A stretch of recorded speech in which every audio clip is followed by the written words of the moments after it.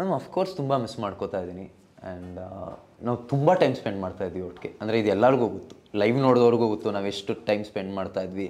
ಬೆಳಗ್ಗೆ ಡ್ಯಾನ್ಸ್ ಮಾಡೋದ್ರಿಂದ ರಾತ್ರಿ until we went to bed ತುಂಬ ಟೈಮ್ ಸ್ಪೆಂಡ್ ಮಾಡ್ತಾ ಇದ್ವಿ. ಆ್ಯಂಡ್ ಪ್ರತಿ ಹೆಜ್ಜೆಲ್ಲೂ ಅವ್ರು ನನ್ನ ಜೊತೆ ಇದ್ದರು, ನಾನು ಅವ್ರ ಜೊತೆ ಇದ್ದೆ.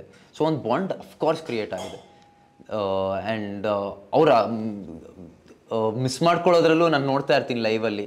ಅಂದರೆ ನಾವಿಬ್ಬರು ಯಾವ ಜಾಗದಲ್ಲಿ ಕೂತಿರ್ತೀವೋ ಇವಾಗ ಒಬ್ಬರೇ ಕೂತಿರ್ತಾರೆ. ಆ್ಯಂಡ್ ನನಗೂ ತುಂಬ ಬೇಜಾರಾಗುತ್ತೆ. ಆ್ಯಂಡ್ ಸಮ್ಟೈಮ್ಸ್ ಅವ್ರು ಈ ವಾರನೂ ಹೇಳಿದ್ರು, ಆ್ಯಂಡ್ ಹೋದ ವಾರನೂ ಪ್ರತಿದಿನ ಒಂದ್ಸತಿ ಆದರೂ ನನ್ನ ಹೆಸರು ಎತ್ತುತ್ತಾರೆ.